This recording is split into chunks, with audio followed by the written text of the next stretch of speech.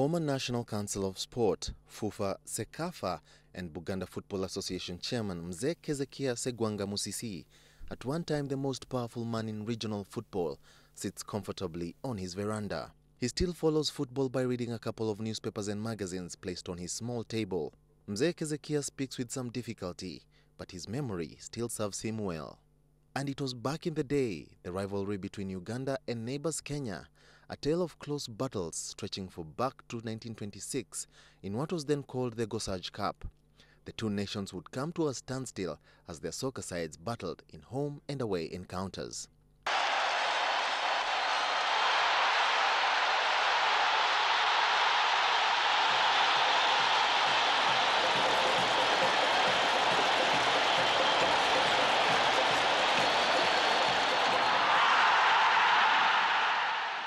The rivalry, biggest rivalry was Kenya-Uganda, but Uganda had an upper hand.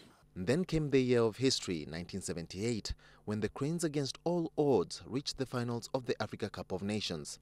And it had not been a walk in the park as some would imagine.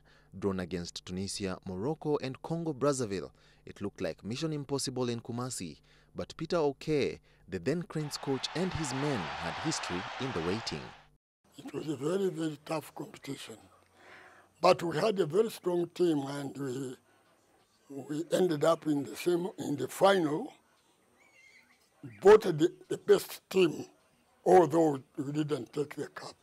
The Black Stars had defeated Tunisia 1-0 in the semi-finals in Accra, and 2 days prior to the final, the Cranes had to travel over 250 kilometers by road to Accra to face Ghana. But a brace from Ghanaian striker Opoku Afriye in the 38th and 64th minutes ended the Cranes' dream of African glory.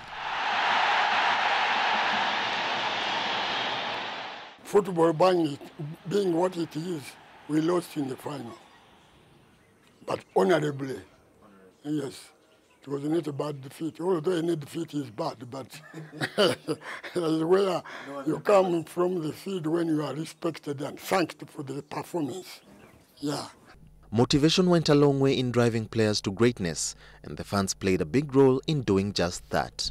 I think the players were motivated by fans singing their name.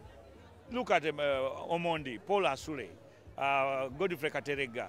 All those are gone, but I mean, they were satisfied to be known by even the president, the ministers, and the high echelon in the society knew those names. Those names were household names. The then chairman of the National Council of Sports and Express FC diehard remembers one of the darkest events when in 1977, government officials said Express FC were contributing money to finance anti-government elements, and as such, the existence of Express was a threat to national security. Express then spent 2 years in limbo, and their players were free to join other clubs of their choice, but not more than 3 players were to join a single club. So then, how exactly did they get back to playing in the league? Fortunately, I was the chairman of the National Council of Sports. Then, I lifted the ban straight away without even having a meeting, because I know what was done during that time was the wrong thing.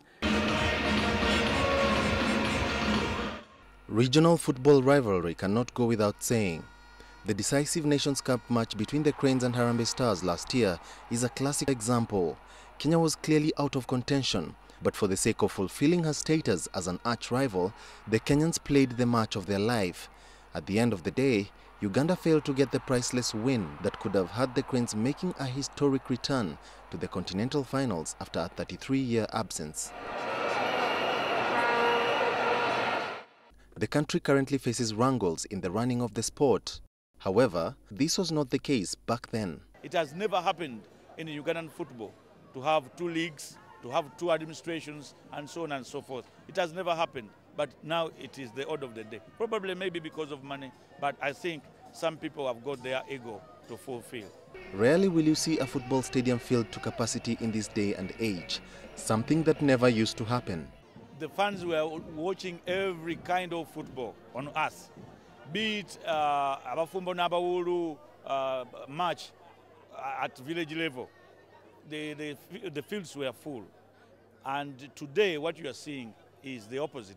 The country has indeed had its fair share of its highs and lows in football. When the Cranes host the African champions this month, needing a convincing home victory to book their place in the continental showpiece next year, it will be to 1978 they will be looking for inspiration. Joel Kamadi, NTV.